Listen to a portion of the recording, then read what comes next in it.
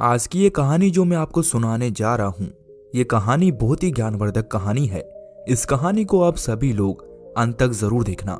दोस्तों, ये तो आपने भी सुना होगा कि जिसके घर में रोज लड़ाई झगड़े होते हैं उस घर में कभी भी बरकत नहीं होती, और जिसके घर में सुख शांति होती है उसके घर में सुख समृद्धि का आगमन होता है। इस कहानी को सुनने के बाद हमको ये पता चल जाएगा कि हमें घर में लड़ाई झगड़े क्यों नहीं करने चाहिए, और जिसके घर में लड़ाई झगड़े होते हैं वो उन झगड़ों को कैसे रोक सकता है। क्योंकि घर में सुख शांति का होना बहुत ही जरूरी है, क्योंकि जहां पर सुख शांति होती है वहां पर खुशियों का वास होता है, और जहां पर कलेश उत्पन्न होते हैं, लड़ाई झगड़े उत्पन्न होते हैं, वहां पर दुख और दरिद्रता का निवास होता है। तो चलिए कहानी शुरू करते हैं।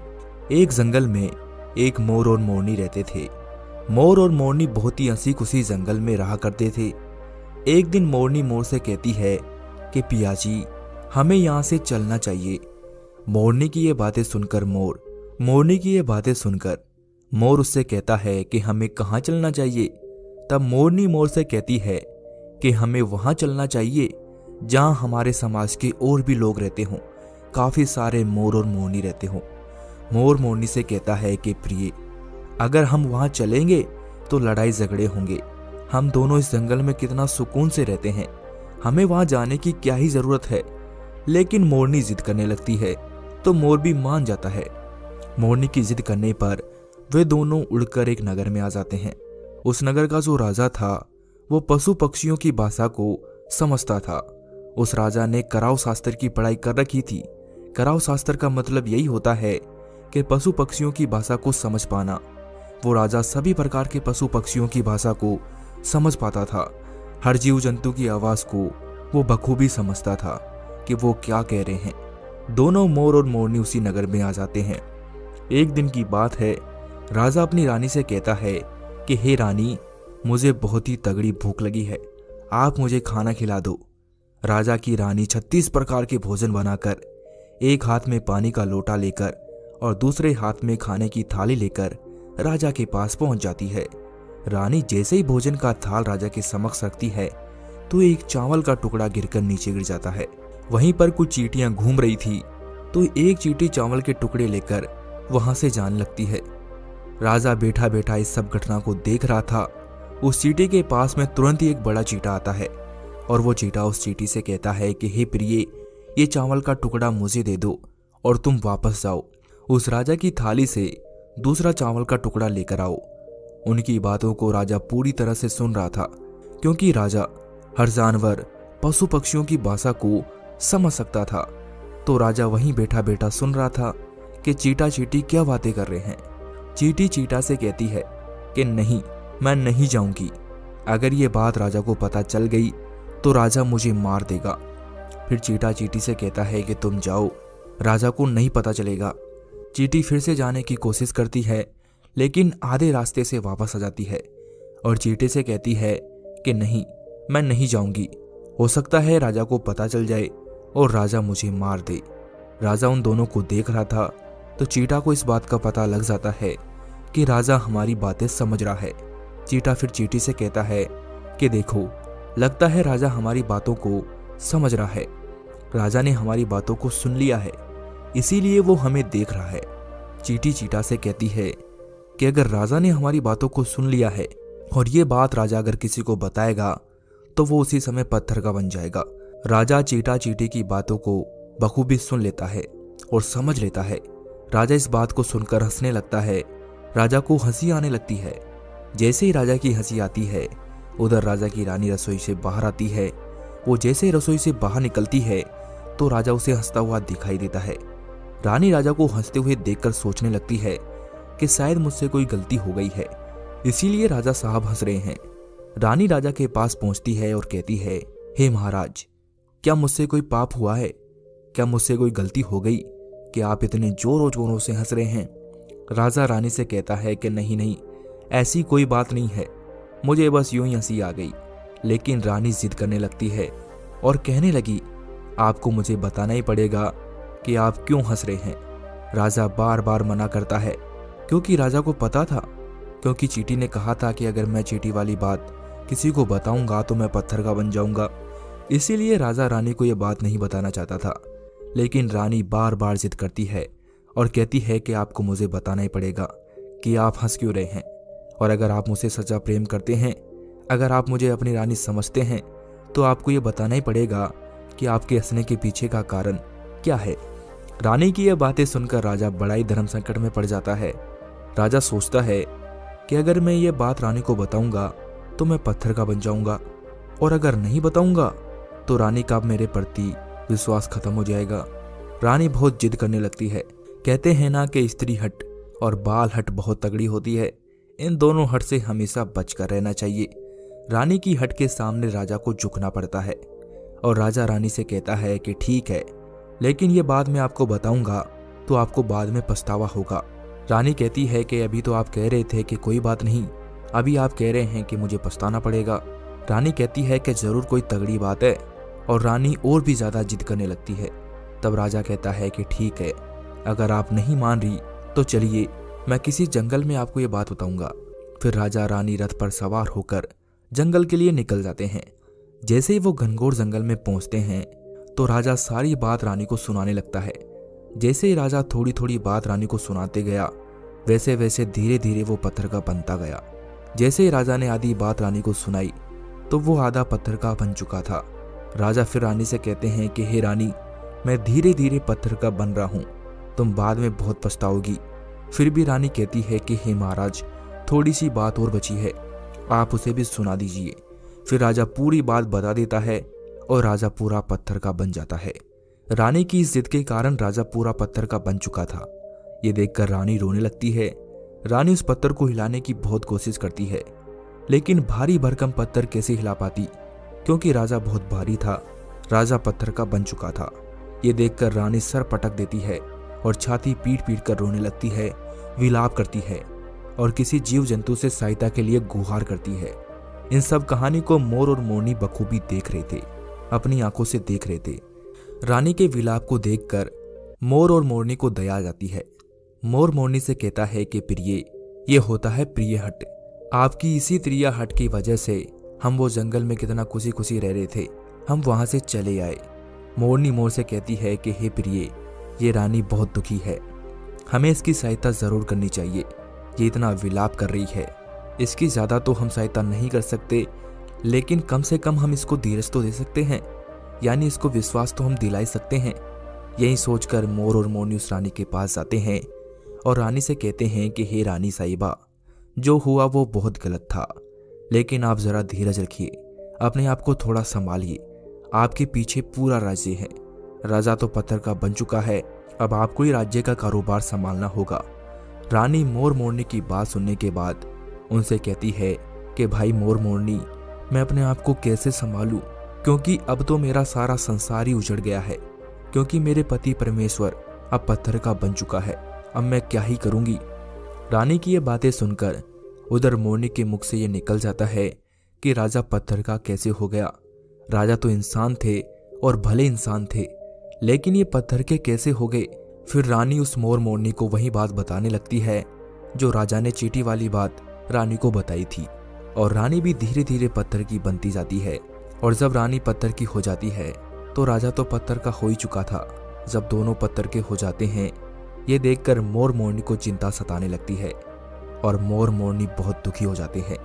मोर और मोरनी को ये चिंता सताने लगती है कि ये विपदा अब हम पे भी आ सकती है, क्योंकि राजा भी उसी चींटी वाली बात से पत्थर का हो चुका है और रानी भी उसी चींटी वाली बात से पत्थर की हो चुकी है।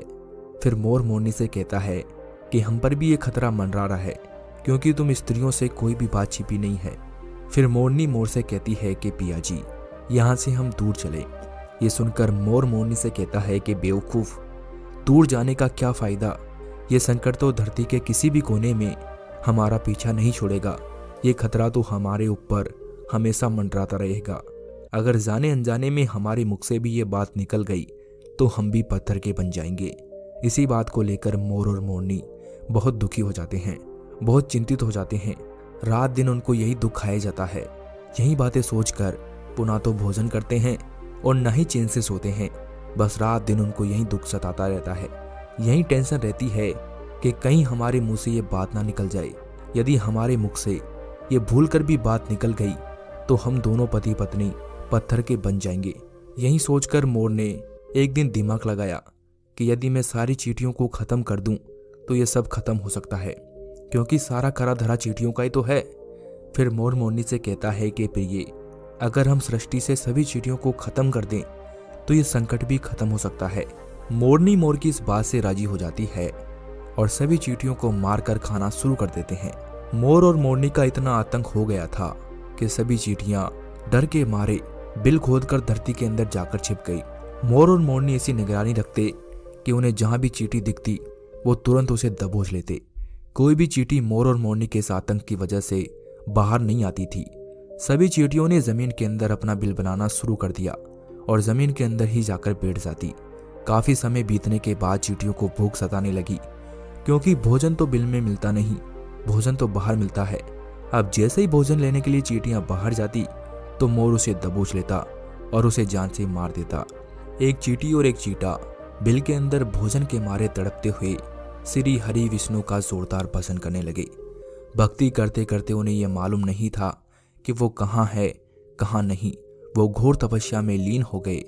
अंत में जाकर श्री हरि विष्णु उन्हें दर्शन देते हैं और भगवान विष्णु कहते हैं कि चींटी चींटा, जो तुम्हें मांगना है मांग सकते हो, हम तुम्हारी भक्ति से प्रसन्न हैं।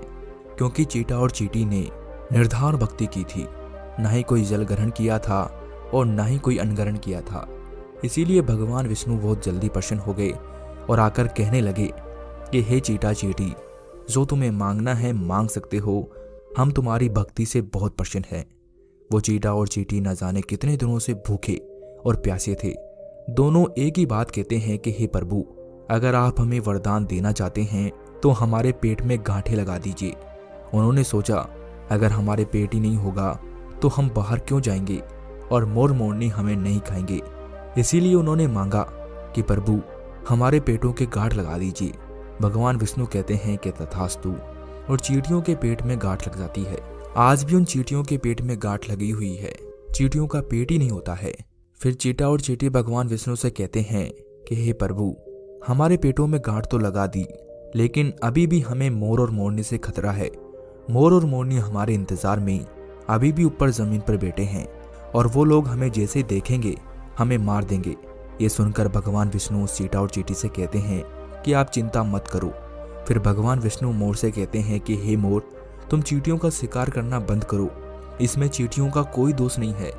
जो दोषी था वो राजा था, क्योंकि राजा ने गौरव शास्त्र की पढ़ाई कर रखी थी, इसीलिए वो सभी जीव जंतुओं की भाषा को समझने में समक्ष था। उसके साथ साथ वो जिस भाषा को समझता था उनका रूप बदलने में भी वो सक्षम था। वो उन पशु पक्षियों का रूप भी धारण किया करता था, और जब वो राजा रूप धारण करता था तो उन पशु पक्षियों के साथ संभोग भी किया करता था। और जब वो पशु पक्षी गर्भ धारण करते थे तो उन्हें छोड़कर वो इंसान बन जाता था और फिर वो पशु पक्षियों पर हंसता था। इसकी ऐसी मूर्खता के कारण ही आज वो पत्थर का बना है। मोर कहता है कि प्रभु, इसमें रानी का क्या दोष था। श्री हरि विष्णु कहते हैं कि उनकी पत्नी भी उनके इसी पाप में भागी है, क्योंकि उनकी पत्नी अगर उन्हें रोक देती तो वो इतना बड़ा पाप नहीं करता। इसीलिए रानी भी इस पाप की भागीदारी है, इसीलिए आज वो भी पत्थर की बन चुकी है। श्री हरि के कहने के बाद मोर उनसे कहता है कि हे प्रभु, अगर इस बात को हम किसी और से कहें जो रानी ने हमें सुनाई है तो क्या हम भी पत्थर के बन जाएंगे। श्री हरि विष्णु कहते हैं कि तुम्हारा ये शराब खत्म हो चुका है, तुम्हें किसी से कहने पर कोई फर्क नहीं पड़ेगा। आप किसी से भी कह सकते हैं, तुम्हारे ऊपर से एक खतरा टल चुका है। मोर और मोरनी बड़े प्रसन्न होते हैं, उनकी खुशी का कोई ठिकाना नहीं रहता है। श्री हरि विष्णु अंतर्ध्यान हो जाते हैं, वो चले जाते हैं और इधर मोर मोरनी का खुशी का कोई ठिकाना नहीं रहता है। अगर किसी जानवर को, किसी पशु को खुशी होती है तो वो झूमने लगता है, नाचने लगता है। यही बात मोर के साथ हुई। मोर को जब ये पता चला कि उसके ऊपर से खतरा टल चुका है तो वो खुशी के मारे नाचने लगा, जोरदार नाचने लगा। उसकी खुशी का कोई ठिकाना नहीं था, वो खुशी के मारे पागल हो चुका था। फिर जैसे ही मोर खुशी के मारे अपने पैरों के नीचे देखता है कि उसके पैर तो फट चुके हैं और बहुत ही बदसूरत लग रहे हैं, मोर अपने पैरों को देखकर रोने लगता है। मोर सोचने लगता है कि पहले मेरे पैर इतने सुंदर थे, लेकिन आज इतने फटे और गंदे कैसे हैं। मेरा पूरा बदन तो सुंदर है, लेकिन मेरे पैर इतने फटे और बदसूरत कैसे? मोर के पैरों के फटने का कारण चींटियां थी, क्योंकि उसने बहुत सारी चींटियों को मारकर खाया था और मोरनी ने भी खाया था, इसीलिए उनके पैर फट गए। आज भी कोई इंसान अगर चींटी खाता है तो उसके शरीर पर छोटे छोटे दाने बन जाते हैं। यदि आप ज्यादा मात्रा में चींटी खा जाओ तो आपका बदन भी फटने लगेगा। सांप केंचली क्यों छोड़ता है? क्योंकि सांप चींटी खाता है और इसीलिए उसका शरीर भी फटकर उतर जाता है, अलग हो जाता है। इसी तरह मोर के पैर भी फट गए थे, वो बदसूरत हो गए। इसीलिए मोर अपने पैरों को देखकर जोर जोर से रोने लगता है। मोरनी मोर को धीरज रखवाती है और कहती है कि जो हो गया सो हो गया, रोने से क्या होगा। मोर नाचता हुआ जोर जोर से रोता है, इसीलिए उसकी आंखों से आंसू की धारा बह रही थी। मोरनी मोर को धीरज रखवाते हुए उसके आंसुओं को नीचे गिरने से रोकती है, लेकिन रोक नहीं पाती है। मोरनी के हाथ तो थे नहीं, लेकिन अपनी चोंच से एक एक आंसू को उठाती है और अपने मुख में रखने की कोशिश करती है, लेकिन कितना अपने मुख में रख पाती, सीधे मोरनी के पेट में चले जाते। मोर के आंसुओं को देखकर और मोरनी के प्यार को देखकर भगवान श्री हरि फिर से दर्शन देते हैं। मोर मोरनी को आशीर्वाद देते हुए कहते हैं कि तुम्हारा प्रेम हमेशा ऐसा ही बना रहे। इस आशीर्वाद की वजह से अब मोर और मोरनी कभी संभोग नहीं करते, क्योंकि मोर जब नाचता है तो उसकी आंखों से आंसू गिरते हैं और उन आंसुओं को मोरनी चुगती है और उसी आंसुओं के कारण मोरनी गर्भवती हो जाती है। भगवान श्री हरि मोर और मोरनी को फिर से आशीर्वाद देते हैं और कहते हैं कि तुम्हारी भक्ति धन्य है और तुम धन्य हो। एक ऐसा भी समय आएगा कि तुम्हारे पंख को हम मुकुट बनाकर धारण करेंगे। इसीलिए कहते हैं कि जब श्री कृष्ण के रूप में श्री हरि धरती पर आते हैं तो वो मोर का पंख अपने मुकुट पर धारण करते हैं। तो दोस्तों, इस कहानी से हमें यही शिक्षा मिलती है कि हमें अगर अपने घर में सुख शांति रखनी है तो किसी दूसरे के घर को भी नहीं उजाड़ना चाहिए, किसी और को भी दुख नहीं देना चाहिए, किसी और को भी कष्ट नहीं पहुंचाना चाहिए, किसी के साथ भी बुरा नहीं करना चाहिए और सबके साथ प्रेम से रहना चाहिए। फिर देखना आपके घर में हमेशा सुख शांति बनी रहेगी। वीडियो देखने के लिए धन्यवाद। अगर आपने इस चैनल को सब्सक्राइब नहीं किया है तो प्लीज़ जल्दी से जाकर सब्सक्राइब कर लें।